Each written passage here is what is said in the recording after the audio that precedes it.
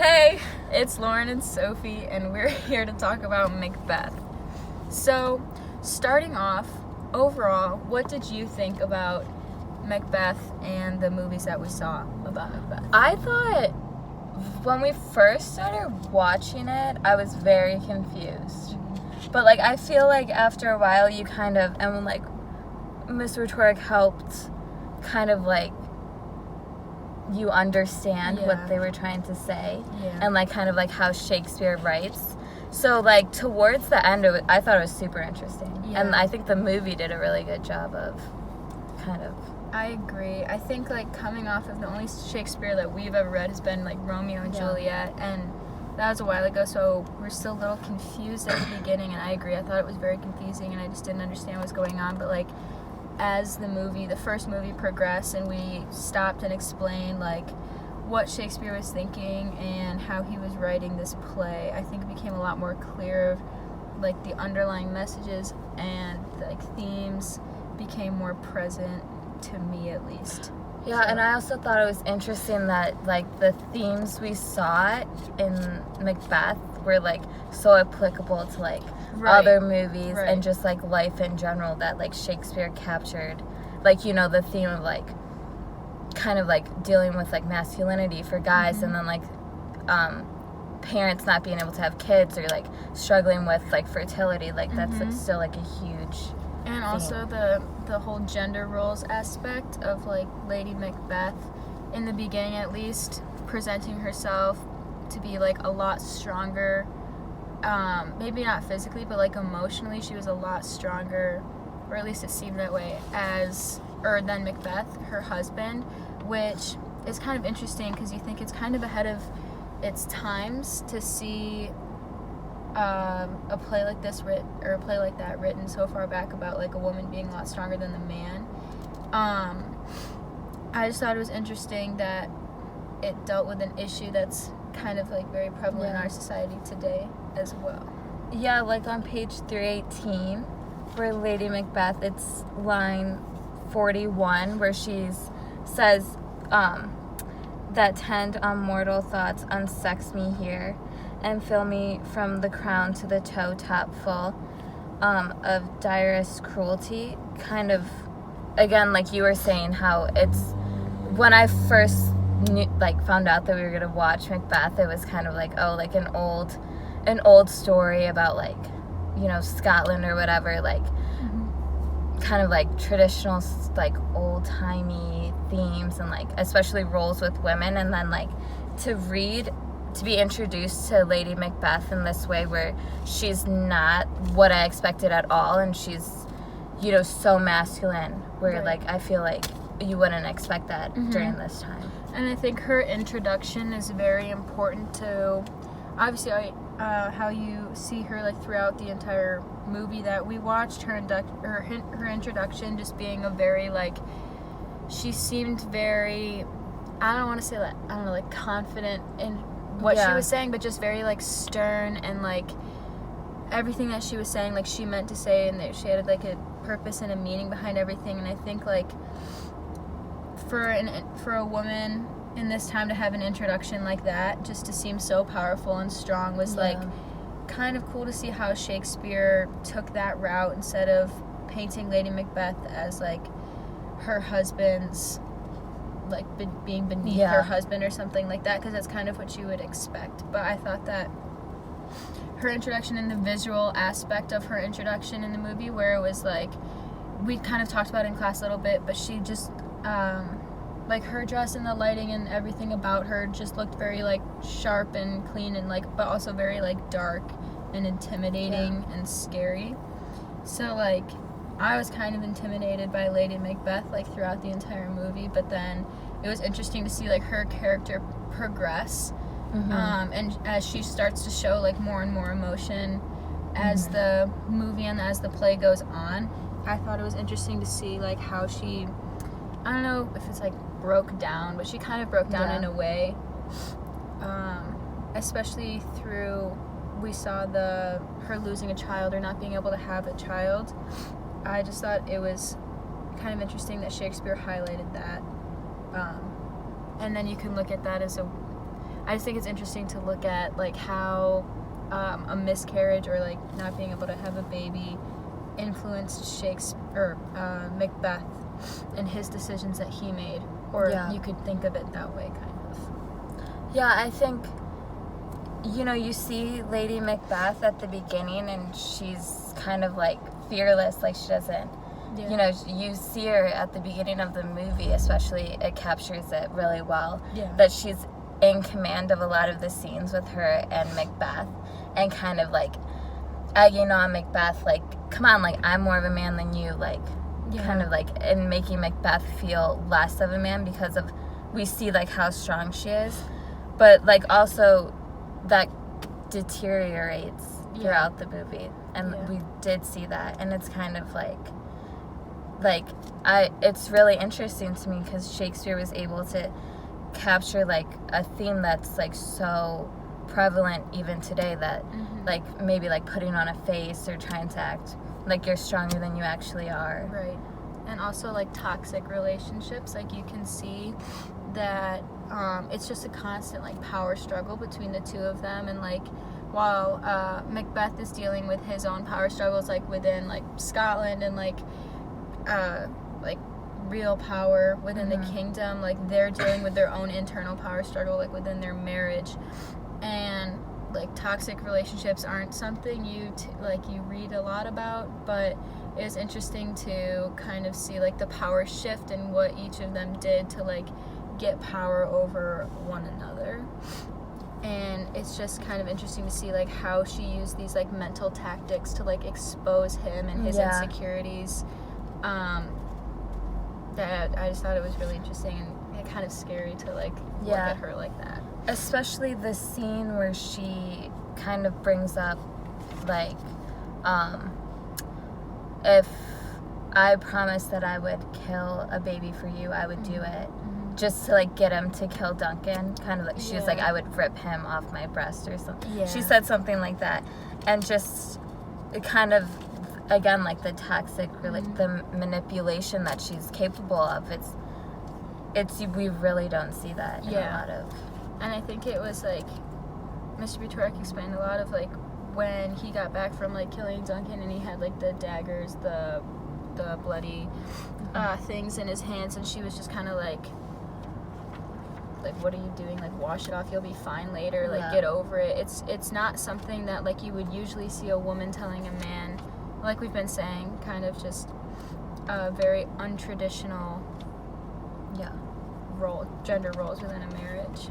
And like also throughout the movie you never saw them really confiding in each other, like saying like I can't believe I just did that, or it was always like a competition of like who could handle this better, or like who's more of like a man, who's more of it made me think a lot about like their backstory as a couple and like how they really came to marry one another and came to like love one another. I don't even know if they said it like throughout the play, like did they say like I love you or anything like that. It just made like me think a lot about how like why they got married in the first place.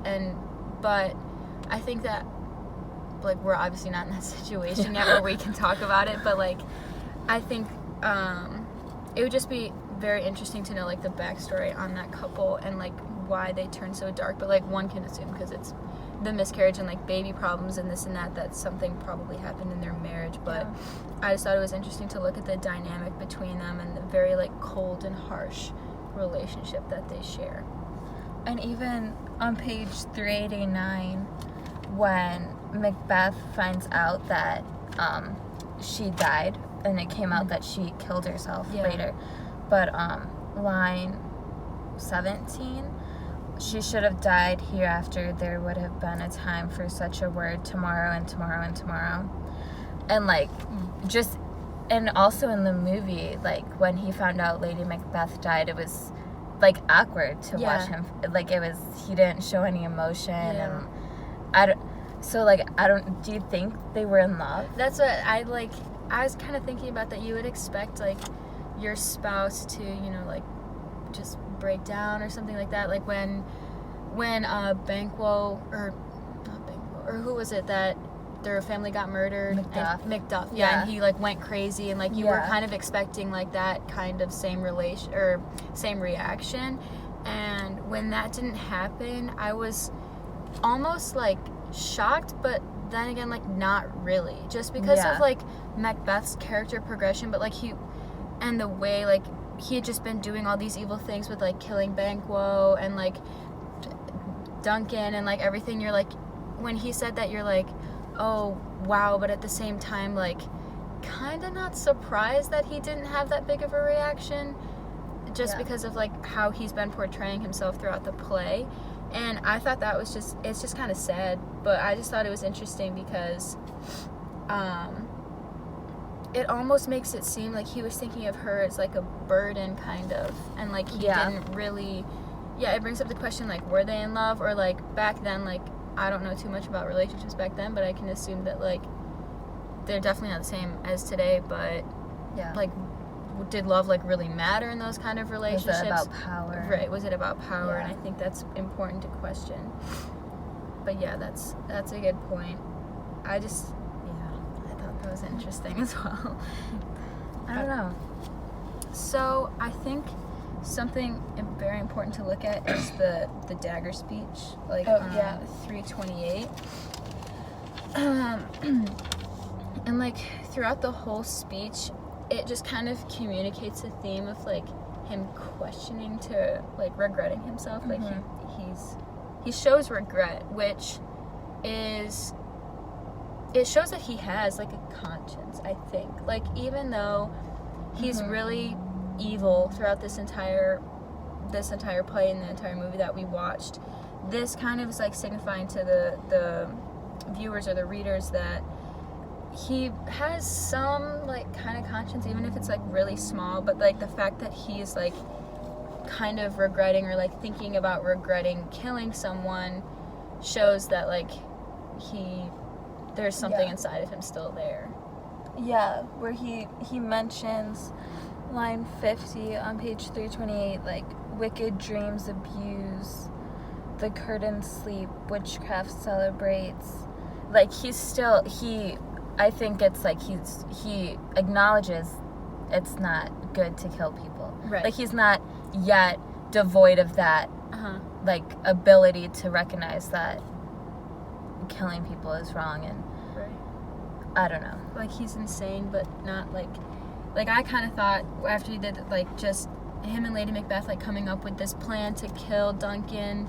I just kind of thought like the two of them were just insane and crazy and like. Yeah. But, I mean, they are. But, like, this, at least we know, like, a little bit about his entire morality isn't completely gone. Yeah. It's just him struggling to, like, find that. And I think that plays into much of what goes on throughout the play, is just him struggling to find his morality. The battle, and, like, slowly losing it. Because in this scene, it's very obvious he's like hallucinating, and he can see this dagger but he can't really grab it, and then he's talking about like the act that's going to be done with it. Like it's clear he's still like struggling with like the pros and cons of the situation, and the hauntings of like his action, like they're haunting him.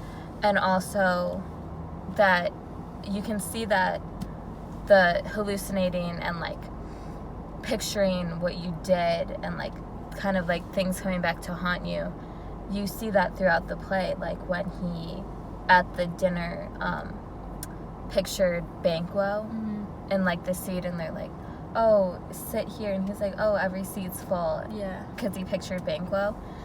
And like I don't know, I think it speaks to that during those moments you see a shed of his humanity, Macbeth's humanity still, that he's you see his humanity here, but then it also kind of like just completely fades away at the end when we were talking about like he finds out that his wife killed herself, and he's just like, oh, she should have like I just think it's like giving the audience like a shred of hope that his humanity's still here, and then at the end he says these things about his wife, and he just says this, and you're like, oh, it's kind of like hopeless to have any hope for Macbeth. But I think that obviously he did things between the dagger speech and that to signify that his humanity was like pretty much gone. Yeah, I think like the Macbeth at the beginning during this dagger scene, if he was still around at the end of the play, he would have pictured Lady Macbeth, or you know, something like that. Like he would have seen her after she died, and that he didn't, that he just kind of brushed it off, kind of shows how quickly he deteriorated. Right. I think. And I think that like all of the actions and all the events that took place after the dagger speech, and it just kind of made him cold to like things that you would expect people not to be cold about, like your wife dying and you know, people around you dying. And I think that the power that him and his wife took over after Duncan died, it just like clearly it like got to their heads a little bit, and you could see that when they were like riding on the horses in front, like wearing the whatever they were wearing, like big fancy expensive stuff, like, and they just had all this power, and it got to their heads. And I think it just really spoke to like, but then them going crazy in the end just really kind of shows that like success, or what their idea of success is, like it can't always make you happy. And that's like a huge theme in like a ton of movies, plays, books, like everything today. Any movie. Right. You could probably find a theme of like money or power like isn't happiness in like every situation. And I think Mr. Turek really pointed it out for our class, that because he didn't have a son, he struggled with like, was he a man, was he masculine enough, like really struggling with his masculinity. And I feel like because he felt like he wasn't masculine enough or a man enough, he went down this path where he stopped like being emotional and like kind of threw all his emotions away, like in hopes to be more of a man or like more masculine. But I think we see through Banquo and Macduff, who have kids, that like they still have emotions. Right. You know, like Macduff, when he found out his kids died, was heartbroken. And Banquo, like in some of the versions of the movie, like literally like self-sacrificed himself for his son. So like that's like really what makes a man. Yeah. But I feel like because Macbeth didn't have a son, he was trying to like overcompensate with being like strong, and nothing bothers him, and it didn't work out. And he tries to find his masculinity by like, you notice how like Banquo and Macduff and those like with a family and with son, like they weren't outright trying to take all the power but then like show everyone that they have the power, whereas like Macbeth and his wife were like trying to let everyone know and show everyone that they had all of the power and they controlled everyone. But Banquo and Macduff like didn't find that need, and I think that that void, that like childless void in his life, just pushed him to just try to become as powerful as he could in a different aspect. So yes, I think that's very important to look at. And then like as you move along through the play, like on page 385, you can kind of see like him like kind of accepting his fate, and he realizes like he has no more love and honor, and it's again kind of speaking to like his character development and his humanity. Like, is it still there, is it not, like after everything that he's done? Him kind of accepting his fate is just notifying like the viewers and the readers that like he is, I don't want to say like self-aware, because I don't know if he is that self-aware or not. Like I don't know, I think it's tough to think about. Well, on page 386, line 25, as honor, love, obedience, troops of friends, I must not look to have, but in their stead curses not loud but deep, mouth, honor, breath, which is the poor heart would fain deny and dare not. Satan. Like, he's realizing that he doesn't have friends, he doesn't have love or loyalty, so he's kind of like I really don't have anything Yeah. left. Yeah. So, and that kind of speaks. So just- maybe he did Right. actually realize what happened to him, which is like a huge thing that he's self-aware. I agree. Yeah, I think it's really important to just look at him, like, and his self-awareness at the end here. Just talking about his lack of honor, love, obedience, and friends. But it's interesting that, like, he doesn't. At this point, his wife hadn't died yet, right? No. Yeah. I So don't it's think so. interesting that, like, he doesn't say anything about his wife, and Like, he says yeah. he has no love. So, Yeah. like, you're like, well, did he ever have love? Whether it was Yeah. from his wife or not. But I just, when we were talking about that in class a little bit, or like watching the movie about it, I just thought it was interesting that he's like, I have no love, no anyone else, but his wife is still there. Yeah. But he just kind of like disregards her in that sense. Yeah. Yeah. Okay. Well, Thank you. thank you.